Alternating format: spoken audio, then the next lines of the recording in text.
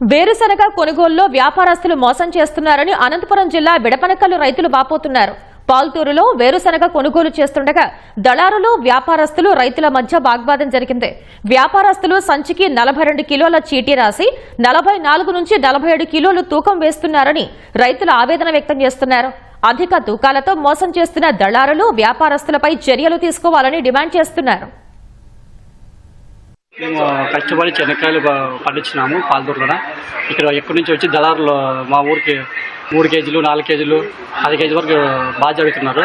అదే మీరు మాకు ఇచ్చేటప్పుడు ఎందుకు ఇవ్వడం లేదంటే లేదు మీరు విత్తనం అంటున్నారు.